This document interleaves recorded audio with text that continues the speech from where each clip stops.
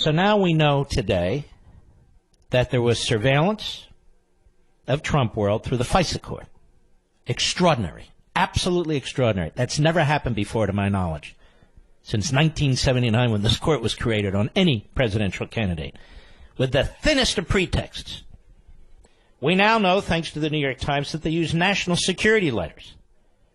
They abuse them. National security letters, where they essentially do an end run around the process. And we also know that they had an actual spy or spies. A spy or spies, national security letters, FISA surveillance, that is, listening in on people's conversations, yes, tapping into their phones if they use hard lines and so forth and so on an opposition party, on an opposition candidate. And his people. We still don't know the extent of this, now do we? We still don't know the extent of it. Now, when I mentioned this, and the President of the United States tweeted, and the folks at Breitbart and some of the other sites linked to it and spoke to it, the media went nuts. I can't do this justice from an audio perspective, but I want you to listen to what they said. This is the Hamas, Iranian regime, North Korean American media. Let's start with this montage that we put together. It'll be Jake Tapper of CNN, Brian Ross of ABC News, who's been put out to pasture, CNN's Brian Stelter, CBS Stephen Colbert, MSNBC Joe Scarborough, National Public Radio, MSNBC Chris Matthews, HBO John Oliver, and so forth and so on. And let me tell you, their so-called comics are their news people, and their news people are their so-called comics. Cut 12, go. White House officials say that the president's sources were various conservative outlets, most prominently perhaps radio host Mark Levin, who seemed to take three basic chunks of information and combine them into one conspiracy theory of what he calls a silent coup. And on the conservative Breitbart website, which Friday highlighted a conspiracy-loving radio talk show host, Mark Levin. Now, the story asserted that Obama has been trying to undermine Trump at every turn. As you can see from the headline, it was inspired by a Thursday night radio segment by conservative talk show host Mark Levin. Apparently, this idea came from right-wing radio host and unlicensed gynecologist Mark Levin, who ranted about these wiretap right-wing talk on his radio show. That show was then written up by Breitbart as Mark Levin to Congress investigate Obama's silent coup versus Trump. What does the White House gain by the president by Steve Bannon most likely handing the president of the United States a Breitbart article and talking about what a rabid right-wing talk show host has been theorizing? Start with firebrand conservative radio host Mark Levin. Briefly, for people who don't know, who is he? He's got quite a following, and he's not just a conservative figure, but often espousing relatively radical positions about the need to reinvent the Constitution and the government and ways in which we think about society. The notion that Mark Levin is a news outlet, it's not the New York Times, it's not the Washington Post, it's not the Wall Street Journal, it's not the LA Times, it's not a major news network. It's Mark Levin, a guy who talk radio guys do, on left and right, mostly on right. They rile people up with outrageous charges, and nobody keeps count of them. But here's the President of the United States getting his information from these people. Evidence for suggesting President Obama has committed a crime seems pretty thin. The detailed speculation from a conspiracy-loving talk show host, Mark Levin. Okay, I think we can now officially declare that Trump has a worse media diet than the son of Sam Killer. And he got all his news from a talking dog who told him to murder. So here we have, ladies and gentlemen, a very, very serious breach of our Constitution and our entire notion of republicanism. And this is the kind of reporting, these are the kinds of comedians who we have in this country today. today. And I want to focus even more on this Brian Stelter at CNN. And he writes me an email. We wrote back and forth. I was pretty disgusted with him, and I still am. I have no evidence that there was a FISA warrant. Other than, of course, these news stories, I don't have any personal evidence. Now, how stupid is that? How would I have personal evidence? I never said I had personal evidence. Brian Stelter has never circled back to correct himself and apologize to me. None of them have. I don't even want their apology. It's not even the point. The media in this country are spectacularly, unconscionably dishonest.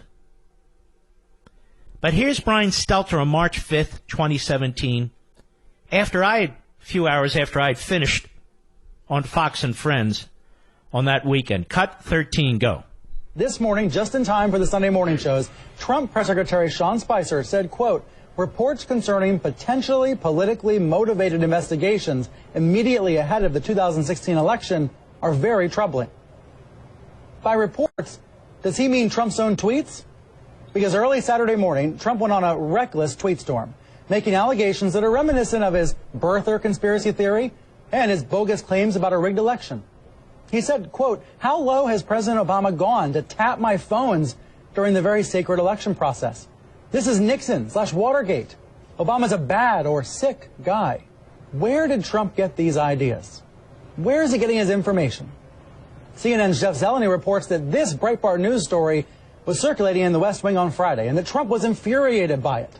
Now, the story asserted that Obama has been trying to undermine Trump at every turn. As you can see from the headline, it was inspired by a Thursday night radio segment by conservative talk show host Mark Levin. Now, bear in mind, this was not fresh reporting by Levin or Breitbart. This was opinion. Attempts basically to connect some dots. Okay, so that was on Thursday. That's how this news story started. Now it's Sunday, and the White House is calling on Congress to investigate this theory. Here's Sarah Huckabee Sanders on ABC's This Week. These are extremely serious charges the president is making. Where is he getting this information? Look, I think there have been quite a few reports. I know that Jonathan and others earlier in the program mentioned that it was all conservative media, but that's frankly not true. The New York Times, BBC have also talked about and reported on the potential of this having had happened. The Times and other news outlets did not report that Obama personally ordered Trump's phones to be tapped. There's no evidence of that. Reporters have described ongoing investigations into Trump associates, investigations that began when Obama was still in office. So Martha Raddatz asked, was Breitbart the main source for Trump's tweets? Here's how Sanders responded. I think the bigger thing is you guys are always telling us to take the media seriously. Well, we are today. We're taking the reports that places like the New York Times, Fox News, BBC, multiple outlets have reported this. Wait, the New York Times? Earlier this week, Trump said the New York Times was evil. And one of his aides recently called the BBC fake news. The failing New York Times. You and your colleagues have fallen into this trap of fake news. The failing New York Times.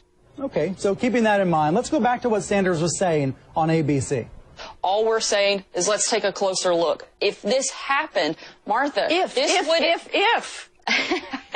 I agree. Why is the president saying it did happen? Look, I think he is going off of information that he's seen that has led him to believe that this is a very real potential. And if it is, this is the greatest overreach and the greatest abuse of power that I think we've ever seen, and a huge attack on democracy itself. And the American people have a right to know if this took place. Sanders is doing something the Trump administration tends to do. Take the arguments and the allegations against Trump and turn them else, trying to do this flip-flop of sorts. So we've seen this news story. We presented this news story. It started on Thursday. Now it's Sunday. It gives Trump voters a new argument, something new to debate, something new to respond with.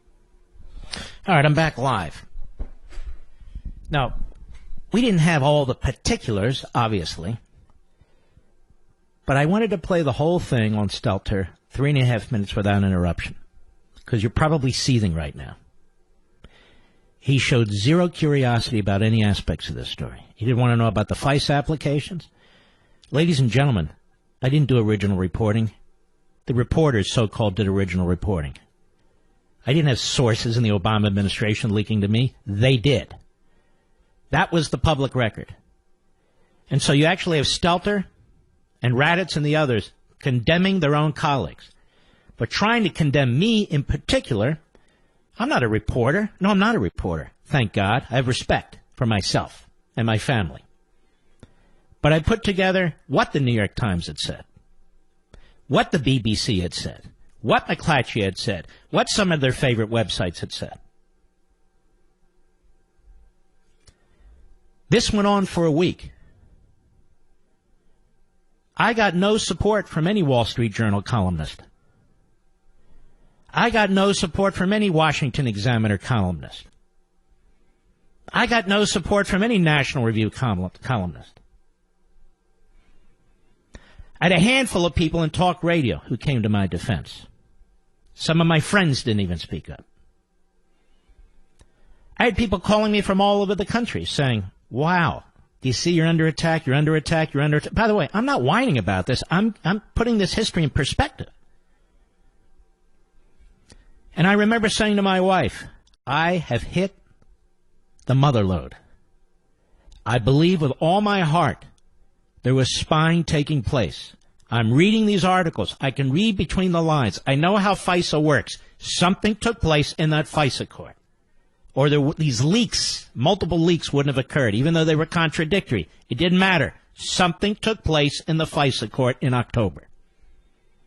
The unmasking, as I pointed out, somebody, some group, is releasing the names of people going through the back door.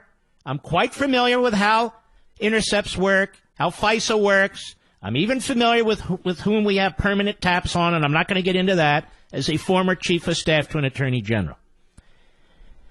I'm also a student of history, and as I would later say, but not in that particular segment, the leaks are probably coming from the top levels of the FBI, just as they did in Watergate, just as they have in other quote-unquote scandals. And the leaks were coming from the FBI, among other places. I could not possibly know about the dossier and all the rest of it, but still, there was enough. There was enough to know that something terrible was going on. And many in the media who attacked me knew pieces of it. But it didn't matter. Just like they came to the defense of Hamas against Israel. Or they came to the defense of Iran and North Korea against the United States and our president. Just as they celebrated us opening an embassy in a genocidal police state in Cuba, Havana. But condemned the opening of our embassy in Jerusalem in Israel, in a democracy, as required by a law passed in 1995 overwhelmingly by Democrats and Republicans. The media in our country are poisonous. Poisonous. These are not smart people. These are ideological people. They travel in the same circles. They go to the same dinners. They socialize among themselves. And they have one thing in common. They despise us. And they despise our country. And yes, they do. So my question to you is, was I pretty close? We've since learned that there was, in fact, FISA warrant surveillance. There were actual spies, one or more actual spies in the Trump administration, in the Trump campaign, put there by the FBI. Actual spies. Forget about this word informants, as I said yesterday. A spy is a spy. And national security letters, so they wouldn't have to keep going back to the FISA court, even though they got their extension. Against the Trump campaign, and for what? They claimed that this 28, 29, 30-year-old guy who had almost no role in the campaign was drunk at the time, revealed to the Australian ambassador that he was aware that the Russians were interfering with our campaign. Well, so was Susan Rice. So was President Obama. So was the FBI. And they didn't do a damn thing about it. And on that outrageous, thin pretext, they unleashed spies, surveillance, perhaps wiretaps, that was the word the New York Times used at the time, against the Trump world. You better believe that they had as their purpose to take him out should he be elected president of the United States. I'll be right back. Mark Levin.